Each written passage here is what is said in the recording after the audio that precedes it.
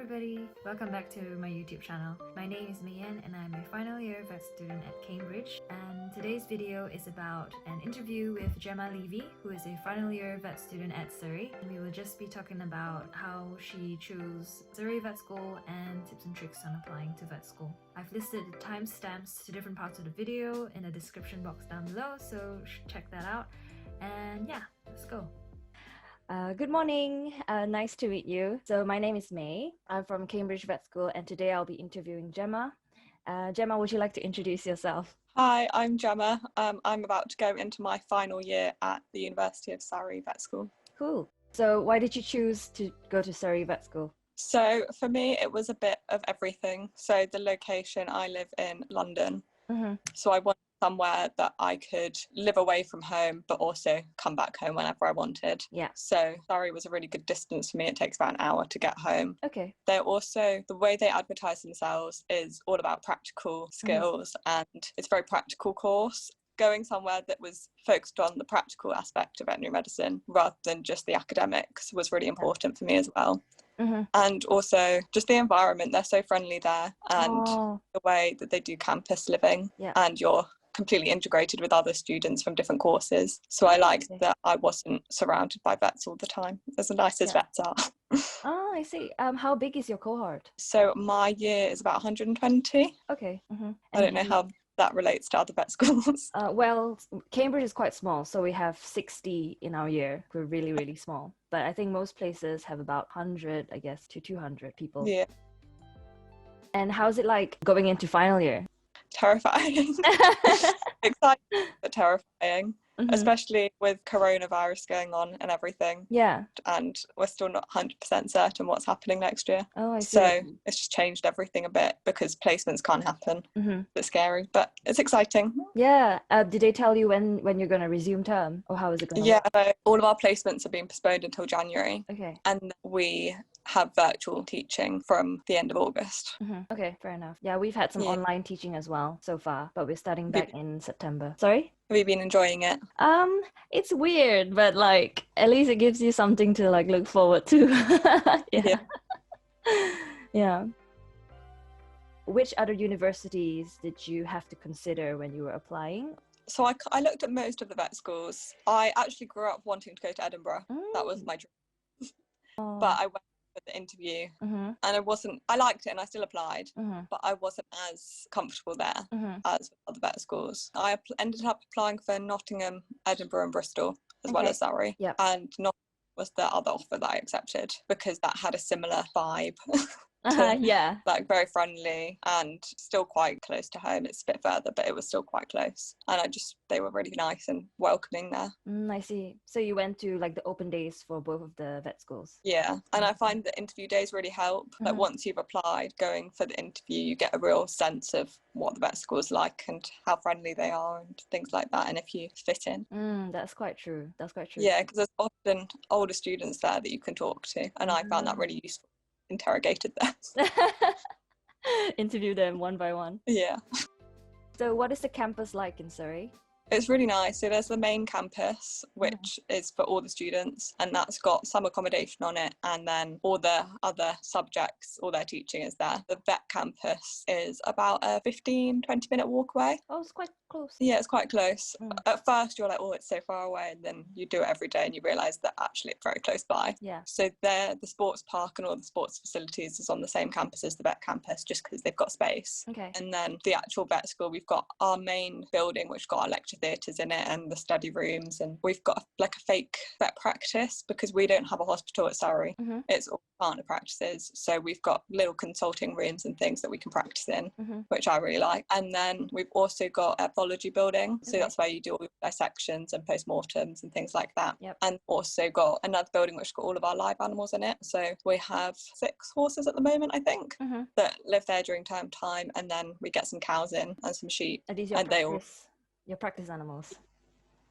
So the has a partnership with one of the local animal trusts, and they give us all the animals for term time, and we do all of our handling and things like that and the clinical exams and stuff. So it's really helpful. How's living in Surrey like, and how far away do you live from the main city? So the university is a 10-minute walk away from the main Guildford town. Oh, wow. So we go there all the time. It's so nice there. It's just such a nice little town.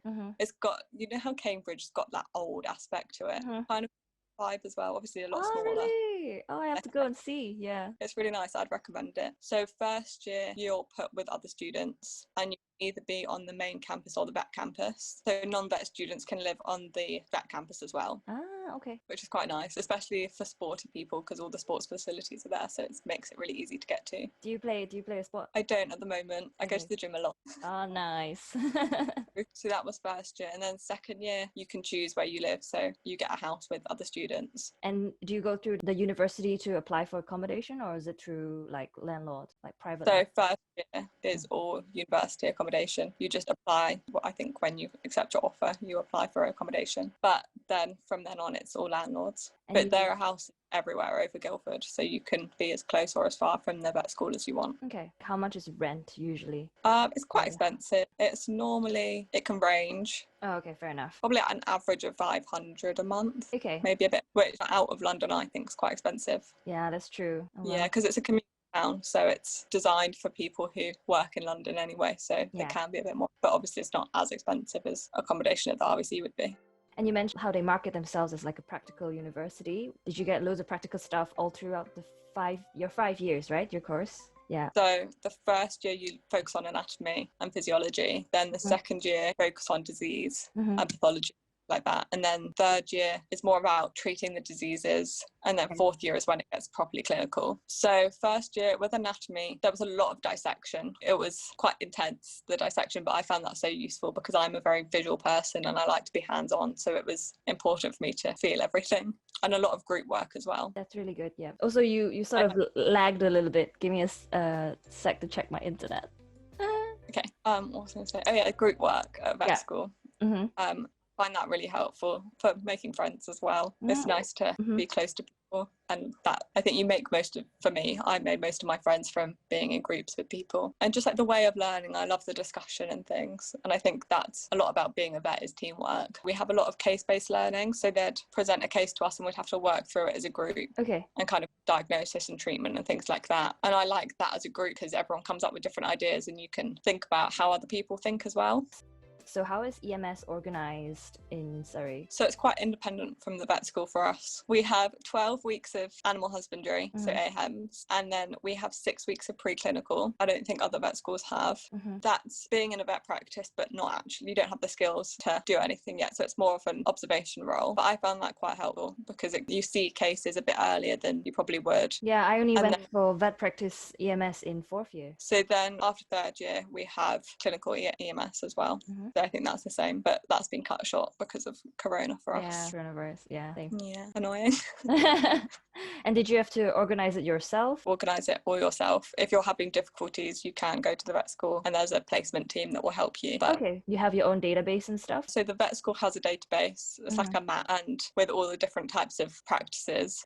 So you can go on that and see what's in your area or in the area that you want to be in. Oh, having a map is so helpful, because ours is just a database, and then you have to like look up each place, like where is it, and then like figure out if there's accommodation nearby. Oh, that's such a good idea. And it's all colour coordinated, so horses is one colour, small animals is a colour. Yeah. And then a little tab comes up of the contact details, and then if there's accommodation and things like that, so all the little important details comes up. Because our vet school is really new, because we were the 3rd cohort going in. It means that we can suggest things and they'll actually listen to us. So I quite like that because it feels like we've taken part in it a bit more. So last question. What is the best thing about being at Surrey Vet School?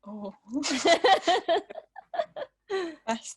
I think the people, that sounds so cliche, but everyone's just so friendly, and you get the sense that everyone wants to help each other, and especially the lecturers, they're also approachable. And there's obviously there's the odd one that's going to be a bit scary, but everyone's so helpful, and they're willing to give you time to help you, and especially older students. Like I had a few friends in the year above, and I'd always go to them and ask them questions because I feel like you need that. Yeah. We're all terrified.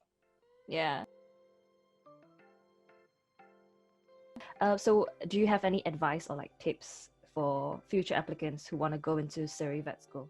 I think go and visit it and make sure that it's something that appeals to you. Okay. They do so many open days. So once you've applied, go for the interview. And then once you've been accepted, there's also an applicant holders day. So you can go back again to decide if you want to confirm the offer or not. And do research. There's quite a lot of people on YouTube who do tours of it and show their life, day in the life and things like that. So I think cool. There's so much information out there. So make the most of that. For the actual application, they just want personable people. It's mostly about personality rather than grades. So obviously you need goodish grades, but they're not demanding 3A stars or anything at A level. So they want people who show that they're keen. And I think that's quite an important thing for them. And then also, I think it's important for any vet school really to think about the work experience you're doing and why you're doing it. Yeah. Because they'll talk about it at interviews and you need to be able to say why and what you enjoyed and what you learned and things. Because I had a few that I just did for the ticking off the weeks. And then when the interviews, I didn't really know how to talk about it or why I did it when they asked questions. Okay, that's useful to know. Thanks. So why did you want to be a vet? I was one of those children that from the age of 4, I said I wanted to be a vet and never really changed my mind. I love animals so much and just always wanted to be around them. And then when I got a bit older, I realised how much I loved science as well. And I loved biology and I really wanted to be a surgeon. But humans freak me out a bit.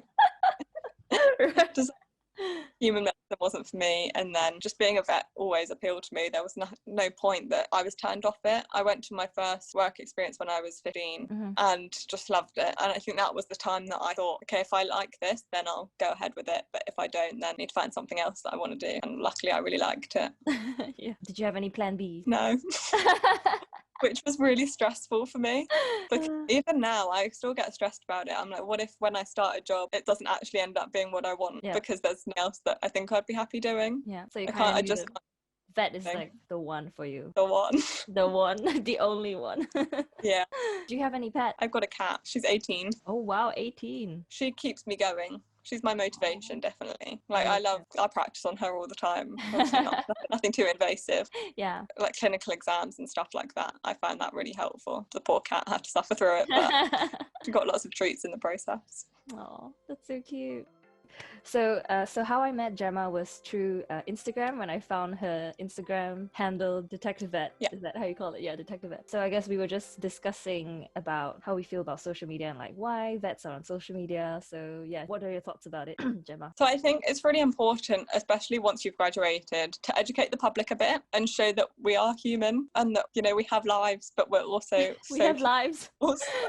Yeah, we're really passionate about what we do, and I think it's important for the public to see that. But then also to inspire younger people. So I follow so many senior to me, and they're amazing. And I look at their profiles and I think, oh, one day I'll be able to do that. And it's just so motivational. And I kind of hope that I can do that to younger vets or people applying to vet schools and things. Who do you follow on Instagram? Or loads of people. Do you follow Dr. Brooke? Yes, I follow her. Yeah. So I find she's amazing. She's a new grad, I think. Yeah, she's been working for about a year, and she's so amazing, and she's so real. Yeah, like she shows her emotions. She shows that it's not all fun and games and it's quite stressful, but she loves it at the same time, and you can really tell from her posts how much she enjoys it. Yeah, it's not just cuddling animals all day. Like, no, there's like 5% of that, I think, and then 95% stress. Even though my Instagram is mostly just cute animals. You gotta be more real, Gemma.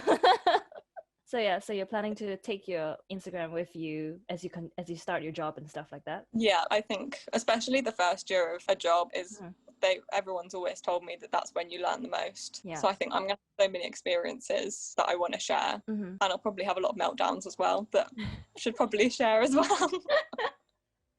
Same. I feel like I'm just anticipating the steep learning curve that's gonna happen, and I don't know. So I feel like a lot of people think negatively about being on social media and how it can backfire on you and how people can just like cancel you in an instant. I don't know. How do you feel about that? I think you do need to be careful. Definitely, yeah. And there's a lot of rules behind it because of confidentiality and things. So you're not allowed to post pets without permission, and you're not allowed to put any details of anything without without any permission or too much details of a case, Yeah. you do need to just be really careful with what you're posting and think about who's seeing it. And especially if employers see it, like we're graduating soonish, Yeah. and I'm going to be applying for jobs, and I want employers to look at it and think it's a good thing rather than a bad thing. Yeah. So I think that's also something to consider. I don't know. I wonder how employers will think about it, because on one hand, I feel like as vets, we are supposed to be animal advocates. We are there to advocate best animal wealth, best vet care. And then I feel like social media, you can reach out to more people in that way. Yeah, definitely. But then you get trolls and haters and so. Yeah, luckily I haven't had any proper trolls yet. Okay, that's good. As my Instagram hopefully gets more popular. You never know. Yeah. Hopefully. Yeah, that's really interesting. Well, yeah, especially now then, since there's so many new platforms, like, are you on TikTok and stuff like that? I'm not. I went on it for a bit. I didn't post any videos, but I followed some things. I loved the farm community of TikTok. I would really recommend watching farm videos. Yeah. They make me laugh. I know there are some vet ones that are quite interesting, so that's quite good. Yeah, I would recommend it. Maybe I'll start at some point. I'm just not doing very much that's interesting at the moment because of COVID. Same, like virtual online teachings, yeah. So maybe when things get more interesting, I'll venture out to TikTok. Right. Okay, so it was really nice to meet you, Gemma. Thank you. And thank you again. Okay. Finally, thanks for watching the video. I hope you found it helpful, and remember to like, comment, subscribe and share with your friends. And if you'd like to check out more of Gemma's stuff, feel free to head on to Instagram. I put the link down below, The Detective Vet. And yeah, stay safe, take care, and see you in the next video.